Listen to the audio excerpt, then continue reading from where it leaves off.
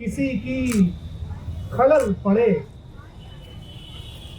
कितना तो जिंदगी में किसी की खलल पड़े, हंसने से हो सुकून न रोने से कल पड़े।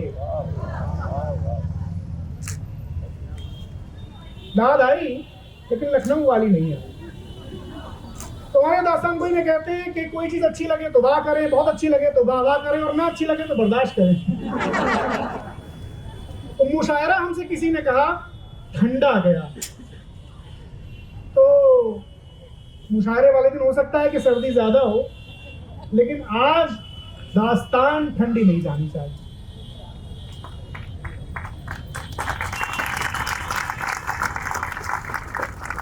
इतना तो जिंदगी में किसी की खलल पड़े, हंसने से हो सुकून न रोने से कल पड़े।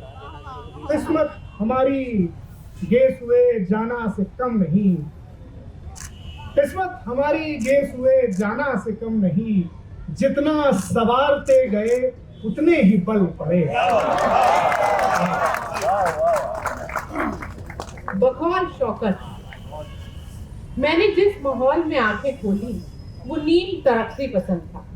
यानी मेरे अब्बा लड़कियों की तालीम के इंतहाई हक में थे, लेकिन मेरे दादा और चचा इंतहाई खिलाफ। लेकिन मेरे अब्बा ने साल 1938 में अपनी दोनों बड़ी बेटियों यानी कि मेरी बड़ी बहन लियाकत खानम और मछली बहन रियासत खानम को खानदान की मर्जी के खिलाफ मिशन स्कूल में दाखिल करवा दिया था। स्कूल में मखलूत तालीम थी, यानी लड़कियों के साथ लड़के भी पढ़ा करते थे। अब रहा पर्दे का सवाल, तो उन्होंने आज से 95 बरस पहले ही अपनी बीवी का बुर्का उसी वक्त उतरवा दिया था जब वो उन्हें ब्याह कर सहारनपुर के एक छोटे से गांव लोहारी से हैदराबाद ला रहे थे। दिल्ली के स्टेशन पर बुर्का उतरवा कर अटैची में बंद करवा दिया था। कैफी के वालिद फतेह हुसैन रिजवी बड़े दूरंदेश आदमी थे। उन्हें कुदरत ने एक ऐसी पैनी नजर बख्शी थी कि वो पत्थर के सीने में तांडव का रक्स देखते थे। उन्होंने बहुत जल्दी ये बात समझ ली थी हिंदुस्तान में जमींदारी का कोई मुस्तकबिल नहीं है। इसलिए उन्होंने अपने खानदान की बेहतरी के लिए अपने अहले खाना समेत लखनऊ जाकर सेटल होने और वहां कोई नौकरी करने का ख्याल किया। अब जो माहौल इस गम से पैदा हुआ उसमें ये बातें होने लगी घर में कि चूंकि कैफी के वालिद ने अपने बच्चों को अंग्रेजी तालीम दिलवाई है, इसी से ये अजाब आया। जब बातें बहुत बढ़ी तो कैफी के वालिद भी परेशान हुए और एक दिन उन्होंने कैफी की मां से कहा कि जब हम मरेंगे तो कोई हमारे ऊपर फातिहा पढ़ने वाला भी नहीं होगा, क्योंकि अंग्रेजी स्कूल में फातिहा पढ़ना सिखाया ही नहीं गया। बस तय हुआ कि कैफी को अंग्रेजी नहीं बल्कि दीनी तालीम दिलवाई जाए। मगर काफी वक्त गुजर जाने के बाद भी कैफी की तालीम शुरू नहीं हो पाई, क्योंकि एक तो मुसलसल गमों की मार से घर का शिराजा वैसे ही बिगड़ चुका था, और दूसरे कैफी के चचा जो गांव में सब खेती बाड़ी संभालते थे, वो कैफी को दीनी क्या अंग्रेजी क्या किसी भी तरह की तालीम दिलवाने के सख्त खिलाफ थे। कैफी के वालिद से कहते थे, क्या आपने जिन बच्चों को पढ़ा लिखा कर अंग्रेज बहादुर बना दिया है, तो न तो कभी गांव में रहेंगे न खेती बाड़ी संभालेंगे। मैं अकेला कब तक ये सब देखूंगा? कम से कम एक लड़के को तो इस काबिल रहने दीजिए कि वो गांव में रहकर सब देख सके। इसके बरखिलाफ कैफी का लखनऊ के लिए दीवानापन था। उन्हें हर घड़ी लखनऊ की धुन रहती थी। कुछ इस तरह कि बड़े भाई साहिबान जब गांव में छुट्टी गुजार कर लखनऊ वापस जाने लगते तो कैफी घर के किसी कोने में लखनऊ जाने की जिद पर इतना रोते कि अपना हाल बुरा कर लेते। और फिर एक दिन कुछ ऐसा हुआ कि कैफी के लखनऊ जाने की राह एकदम से खुल गई। क्या हुआ ये आप कैफी ही की ज़बानी सुनिए। तो बकौल कैफी हमारा सबसे बड़ा खेत, फसल की कटाई का मौसम था। तो हमारे गांव में कटाई का फायदा ये था कि किसान मुंह अंधेरे अपना अपना हंसिया लेकर आ जाते थे और दोपहर तक बड़े से बड़ा खेत साफ हो जाता था।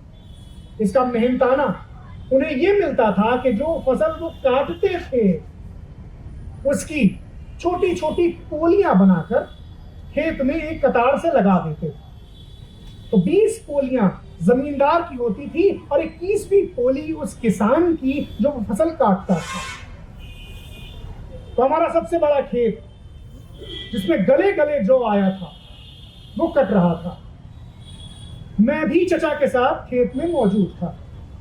इत्तेफाक से उसी दिन चचा को किसी जरूरी काम से तहसील जाना था। लिहाजा उन्होंने सब कुछ मुझे अच्छी तरह समझा दिया कि देखो ध्यान रखना, ये लोग बड़े चालाक होते हैं, बेईमान भी, हरामखोर भी। ये 21वीं पोली हमेशा बहुत बड़ी बनाते हैं। एक एक पोली में 2-2, 3-3 पसेरी अनाज भर के चंपक हो जाते हैं। किसी को ऐसा ना करने देना, खबरदार।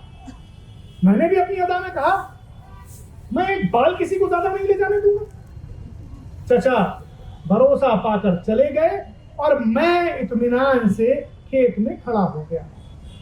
इत्तेफाक से गांव की एक हसीन और खूबसूरत लड़की भी फसल काट रही थी। मैं ज्यादातर उसी के करीब खड़ा रहा। दोपहर तक उसके गोरे गोरे गालों से धूप रंग बनकर टपकने लगी। उसे कुछ अपने ऊपर यकीन था, कुछ मेरी कमजोरी भी वो जान चुकी थी।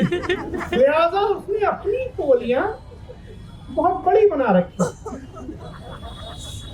मैं भी कि जैसी पोलियां उसने बनाई थी मैंने वैसी की वैसी उसे ले जाने दी।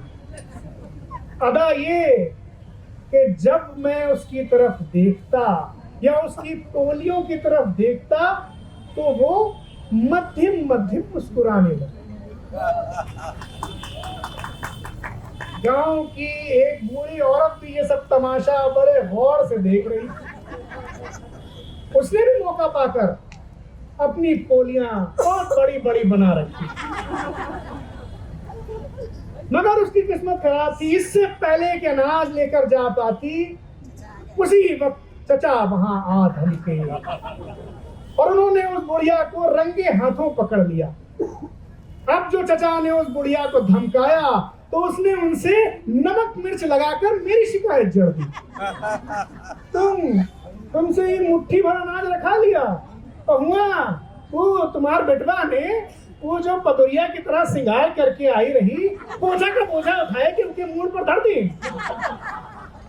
बस चचा ने मेरा कान पकड़ा और मुझे घसीटते हुए अम्मा के पास ले गए कि आप इन्हें लखनऊ ही भेज दीजिए, इनके हक में वही बेहतर है। ये यहाँ रहेंगे तो सब कुछ लुटा देंगे। मुझे जैसे मुंह मांगी मुराद मिल गई और 2-3 दिन के बाद अम्मा ने मामू के साथ मुझे लखनऊ भेज दिया इस खौफ में कि कहीं मैं गांव में रहकर किसी पतुरिया पर सब कुछ लुटा न दूं।